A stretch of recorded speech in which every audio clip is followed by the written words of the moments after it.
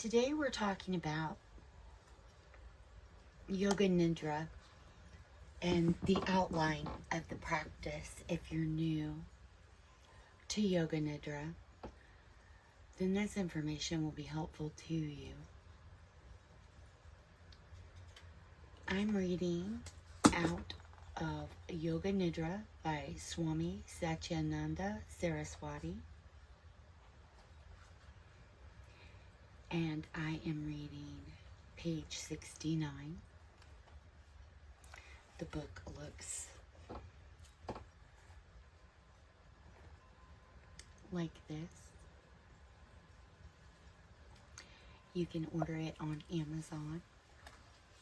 I can link that down in the description if it's helpful. Yoga Nidra is a practice which generally lasts for 20 to 40 minutes. There are separate techniques for people suffering from hypertension and other problems, and for those who want to go deep into the spiritual side of yoga. Yoga Nidra is actually a very simple practice, and you can learn it from a recording. Before starting, choose a quiet room and close the windows and doors. Turn off the television or radio, loosen your collar and tie, and switch on the recording. Then, lie down in Shavasana and listen to the instructions. Go on following the instructions mentally. Do not concentrate. Do not control your breath. Just listen to the instructions and follow them mentally. The most important thing in Yoga Nidra is to refrain from sleep. If you fall asleep, you lose the awareness which you are aiming for in practice. Preparation for the practice. Yoga Nidra is performed in Shavasana, which minimizes touch sensations by eliminating contact between the limbs of the body. Fingertips, which are extremely sensitive organs of touch, are kept away from the floor by turning the palms of the hands upwards. Light, loose clothing should be worn. The room should be neither hot nor cold, and there should be no breezes or drafts directed toward the body. Sight stimuli are eliminated by simply closing the eyes. The mind is then focused on external sounds.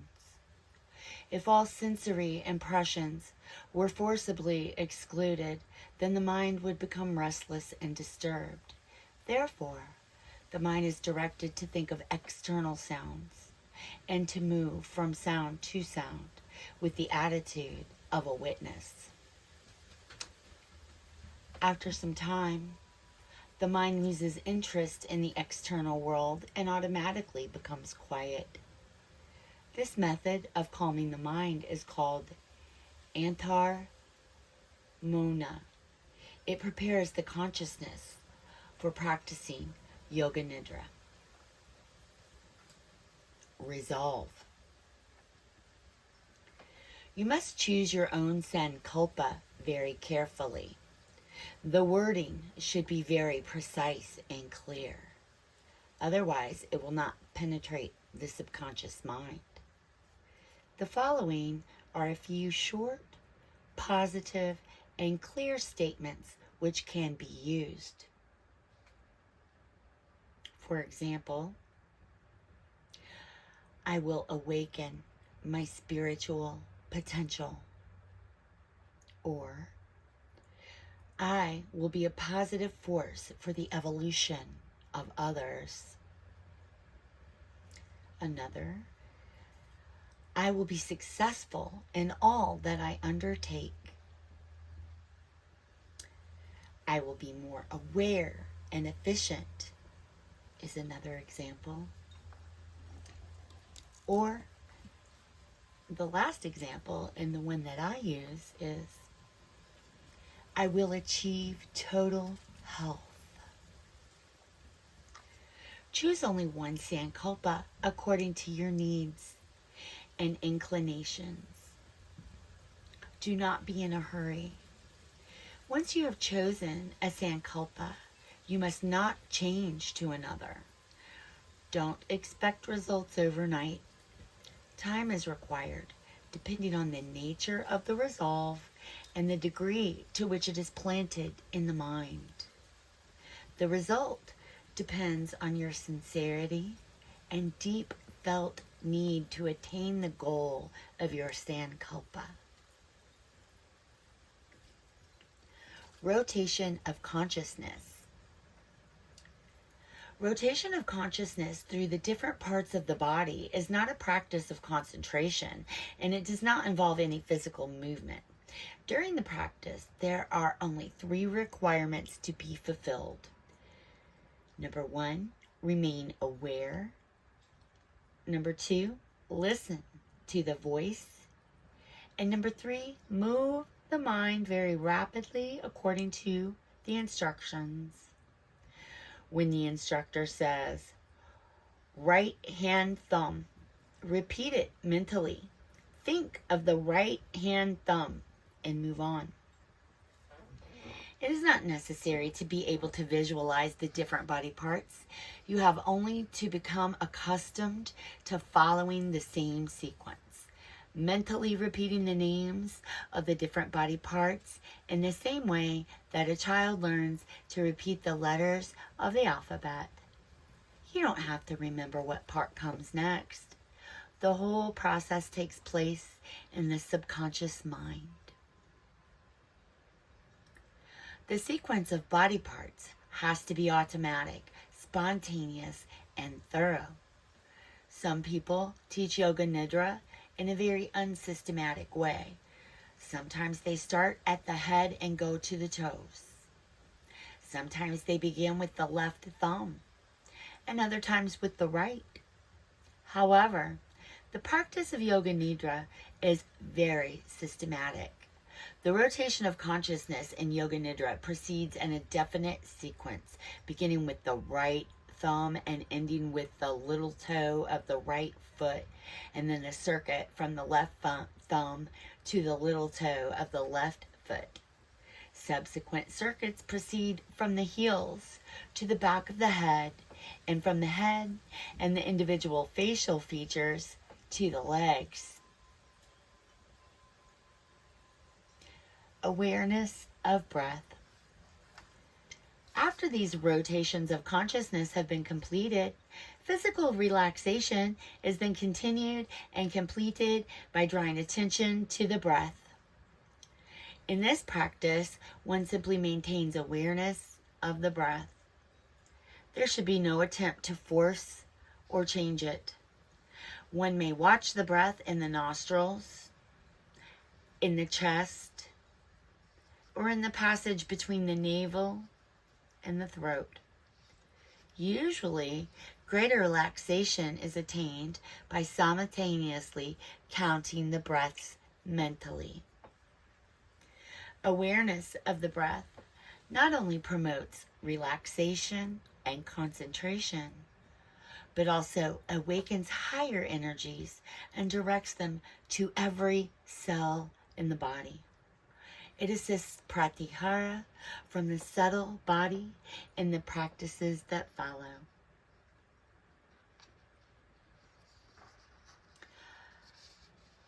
Feelings and sensations. Next comes relaxation on the plane of feelings and emotions. Feelings that are intensely physical or emotional are recalled or awakened, experienced fully, then removed. Usually, this is practiced with pairs of opposite feelings, such as heat and cold, heaviness and lightness, pain and pleasure, joy and sorrow, love and hate. The pairing of feelings in Yoga Nidra harmonizes the opposite hemispheres of the brain and helps in balancing our basic drives and controlling functions that are normally unconscious. This practice also develops willpower on the emotional plane and brings about emotional relaxation by means of catharsis as memories of profound feelings are relived. Visualization. The last stage of Yoga Nidra induces mental relaxation. In this part of the practice, the student visualizes the images named or described by the instructor. Since the images that are often used have universal significance and powerful associations, they bring the hidden contents of the deep unconscious into the conscious mind. The images used in this book include landscapes, oceans, mountains, temples, saints and flowers, stories and descriptions of powerful psychic symbols such as the chakras, the lingam, the cross, or the golden egg.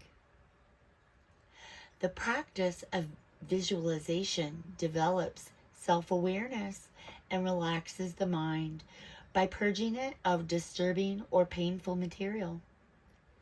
It leads the mind to concentration or dharana.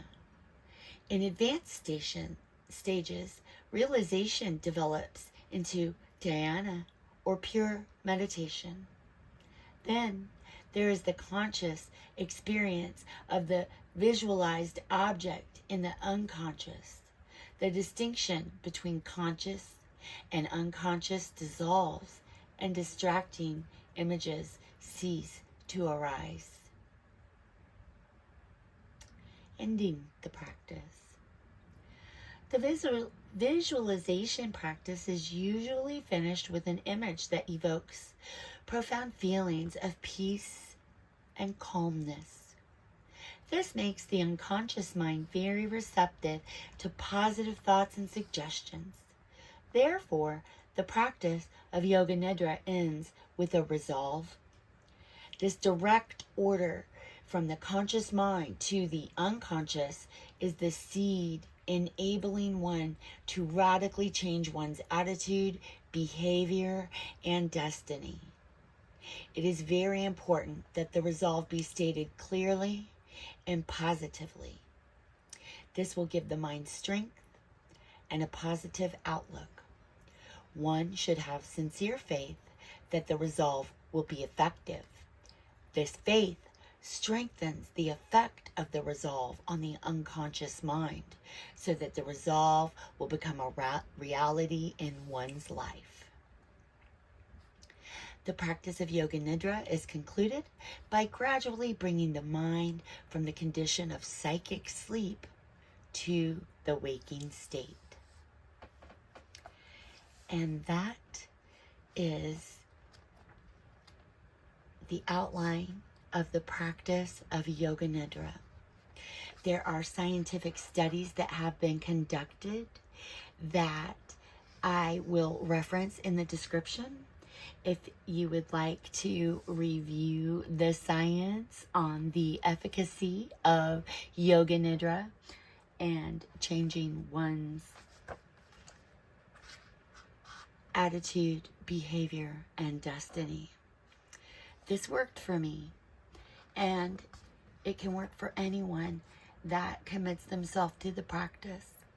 And so I would like to thank you for taking the time to listen to this recording. I hope that you enjoyed the view and the sound of the chimes. And if you would leave a comment letting me know if you liked this video and what I could do better. I am practicing to teach, and so this is just part of my practice. And so next I will be recording and uploading some Yoga Nidra practices for you to actually practice so that you can plant your seed. It's that will grow and become a reality in your life. And it was really important for you to listen to this so that you knew the importance of your resolve. And so we will end here. Thank you so much for listening. I hope that you have a wonderful day.